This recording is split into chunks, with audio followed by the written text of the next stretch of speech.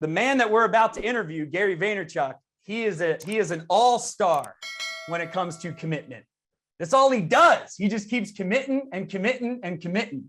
So I'm super excited to have you here, Gary. So what we're talking about is how do you get flooded with tons of leads? So for lawyers, what would be your advice? The answer is LinkedIn content at scale. That's the actual answer. And I know this because one of the reasons I'm trying to speak a lot less.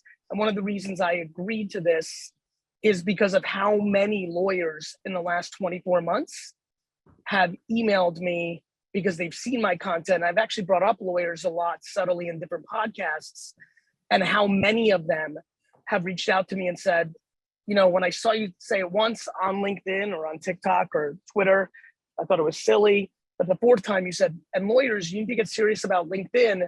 All of a sudden, the fourth time I saw it, I decided, why not give it a chance? And just the amount of people that have been stunned that it actually works has been quite enjoyable. The problem is most people on here have maybe tried a LinkedIn post or two, but what I think a lot of people, for law firms as well, when I say LinkedIn content, I mean 2 to 3 original LinkedIn posts a day, 2 to 3 posts a day. Somebody said, for what purpose? To educate people, to provide value, not to sell. When you ask, how do you actually get results? It's called putting in the work and challenging yourself to create formats. Let me ask you a question. We get a question. Yeah. A lot of times lawyers will say, okay, well, I want to create content, but I don't know what to create. Now you have this great strategy called document, not create. Can you talk a little bit about that and how lawyers can use that? I'm worried about documenting for lawyers because you can't film a lot of stuff. It's personal information, right? Yep. But what can be done is what you're doing right now. So one thing that I think is a huge concept is starting a podcast around the genre of legal area that you're playing in and having guests, and then chopping up the content and displaying that and distributing it through LinkedIn, Twitter, Facebook groups, starting a Facebook group. One of the great lead generation opportunities in the world right now is starting a Facebook group around your local town and just talking about the town. But then since you're the person that started the group, everyone's looking at you and they can see that you're a professional lawyer, and that leads to business, no different than joining, the local chamber of commerce.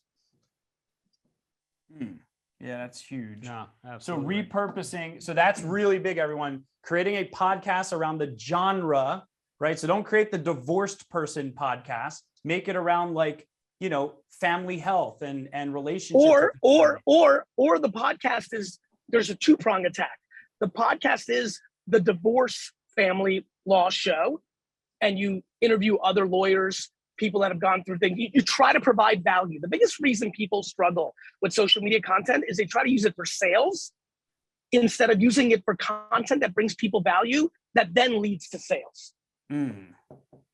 Every time I make a piece of content, I have zero expectation of business.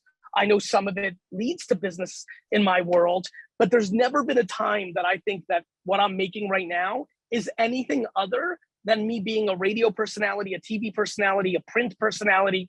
I am in the business of publishing. I'm not in the business of selling.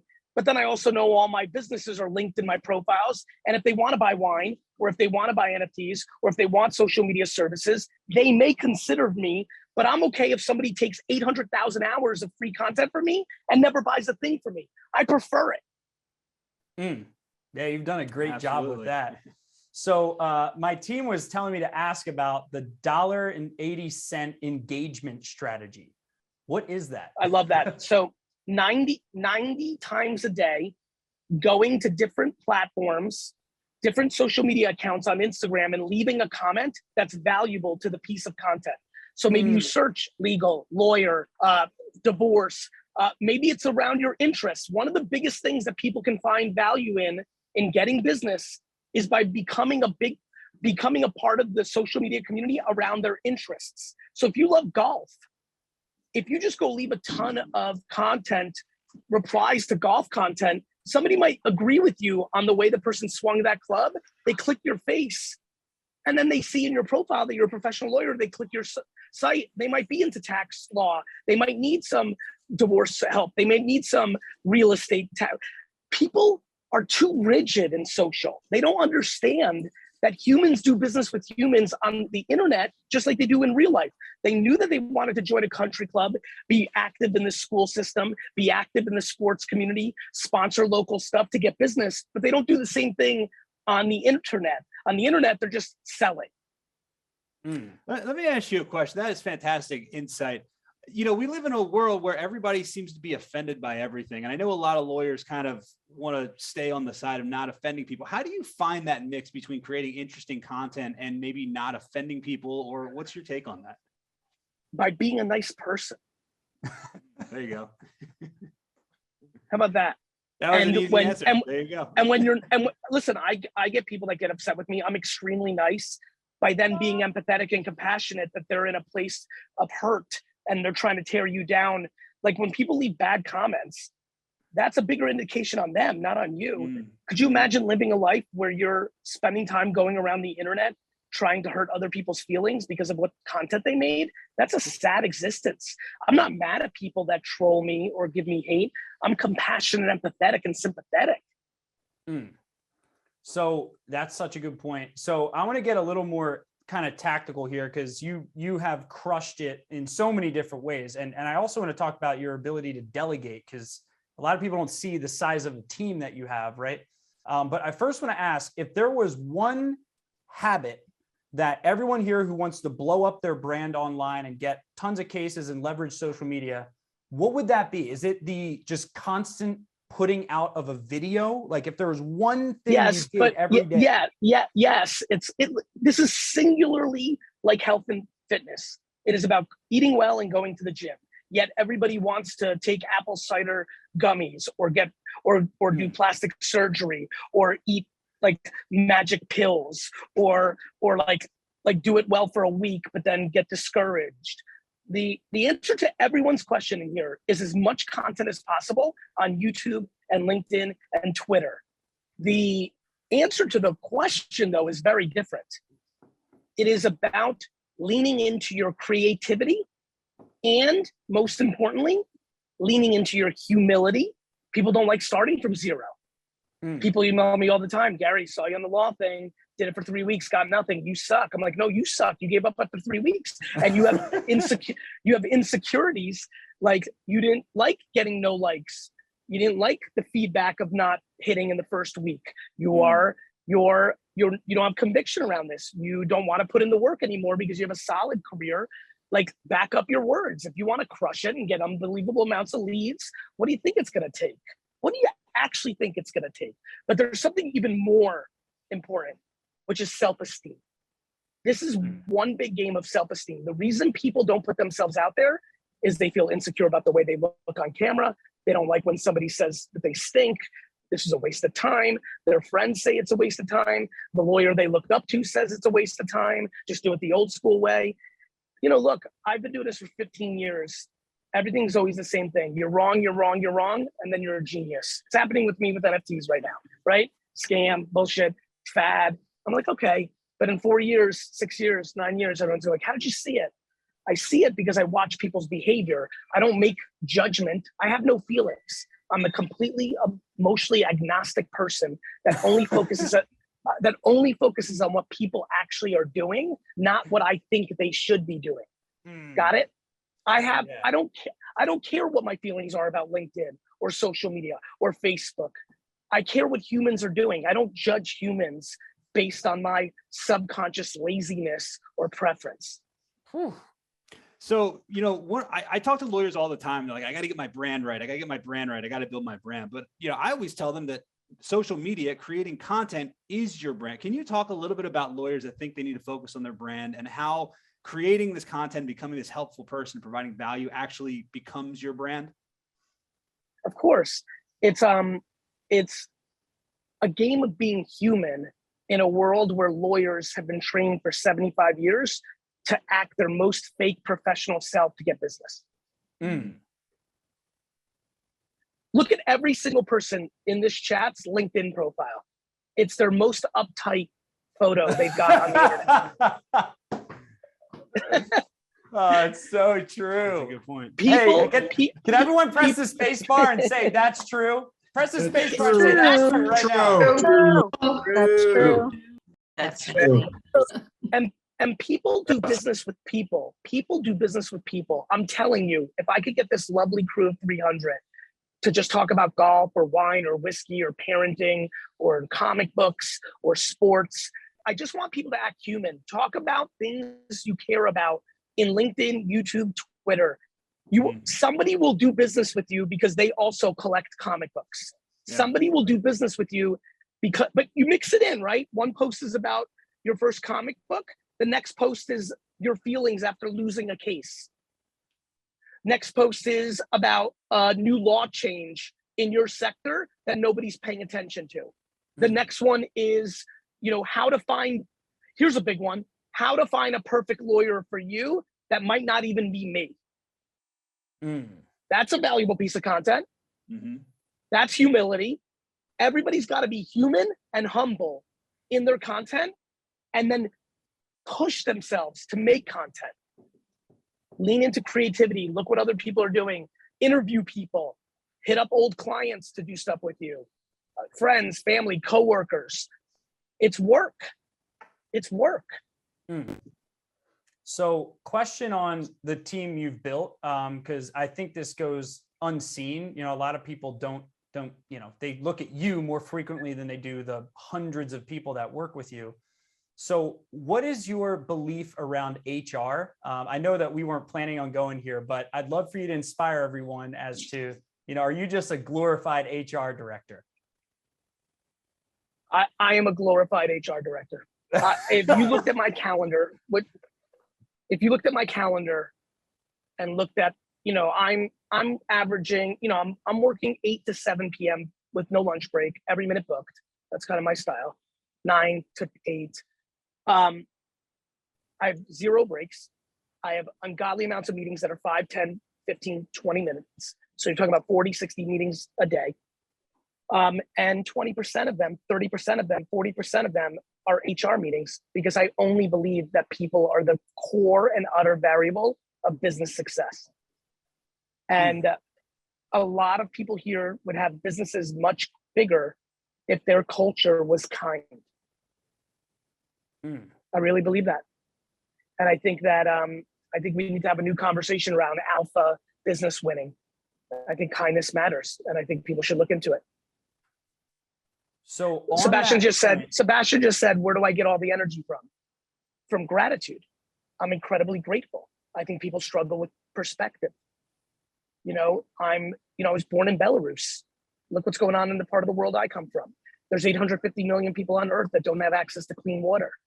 The average American income is $52,000. If everybody that you love is healthy right this second, what on earth are you complaining about? I have enormous amounts of energy because the math around being a human being is 400 trillion to 1. We are a miracle. This is insane. This is absurd that we get to do this. I'm talking to you from a car right now through a phone. Like, we just don't have gratitude. Gratitude is my greatest driver. Yeah, that's amazing. So on that point, so you have a team, right? And the team is who repurposes your content, right? So when you make one video, that one video gets chopped up and placed on every social media site conceivable. So can you it's made contextual to the platform. So the clips we use for TikTok and the words we use are different than what we do for LinkedIn, is different than what I do for Twitter. I always write the copy because I want it to be from me. I post it. But yeah, we have a work stream. I have a 25-person full-time team that I pay to produce content on the internet. It started by myself for 9 years. And over the last 7 years, that team has blossomed from 0 to 1, 2 people for a long time, 4 people for a long time. But over the last 4 years, that team is now 25 full-time employees whose job in the world is to help me scale my content. That's how much I believe in it. When a new platform comes out, and I already know the answer to this, you're always one of the first people on that platform. Why do you do that? Why is that so important? Except for Clubhouse. Or maybe not Clubhouse. I was very early on Clubhouse. I was there in July. I didn't stay on Clubhouse because it's time allocation, right? I get more reach on Twitter. I'm an investor in Clubhouse. I love Clubhouse. The problem with me is I run $2 billion businesses in VeeFriends and VaynerMedia. So I don't have time to actually make content. What you just said is very powerful. I do podcasts, I do speaking so that content can be created out of it, not because of the fees associated with it. Think about that. So Clubhouse is hard for me because I don't really take time to make content for the sake of making it. That's got so it. key. Now Yeah, I that's did, so and key. I used to, but I'm running an 1,800 person agency and a 50 person IP, and I got a lot going on, you know? And so I'm early because I day trade attention. The only thing I'm after in the world is attention. Once I have that attention, it's up to me to fill that attention with quality information that creates the karma that I'm looking to put into the world. Well, one of the things, my favorite quotes of you that I've ever heard you say, and I've watched hours of your content, is when somebody asks you what's the return on investment of social media, and lawyers ask me all the time, what's the ROI? What's the ROI? What's the ROI? And what was your answer for that? Because this is my favorite thing that I think you've ever said that I've heard you say anyway. I asked people what the ROI of their mother was. because, and I'll tell you why, because I am the byproduct of a remarkable mother. Everything that I have can be traced back to the way I was mothered and fathered for that matter, but predominantly mothered. And I can't show you a direct correlation to the monies I've made because my mom built up my self-esteem here, or held me accountable there, or taught me kindness mattered over here. But this concept of people wanting to measure every single dollar and action is an incredible misunderstanding of how brand is built. And everybody here is a brand. And, again, I have no interest in dictating people's ambition. Maybe everyone's happy with how much business they have, but let there be no confusion. There is an incredible amount of opportunity being done for people that are putting out podcasts, written article. If you're good at writing, write. If you're good at video, do videos. But just try for a year. I mean, people are incredibly scared of putting themselves out there. And it's all grounded in their own insecurities, which is why I talk so much about mindset and perspective. But just because they're insecure or potentially content and complacent, or maybe even borderline lazy, doesn't mean it's not happening. Just because you don't want to do it doesn't mean it's not happening. So Gary, I know your time's limited. I appreciate that. What would be your last kick in the butt for everyone who wants to make 2022 their best year yet and just crush their competition and take things to another level in their firm? What is your kick in the butt, drill sergeant piece of advice for everyone as our last kind of question for you? Use curiosity and accountability to not have regret. Somebody out of the 300 here is actually gonna say, you know what? I'm doing what Gary said.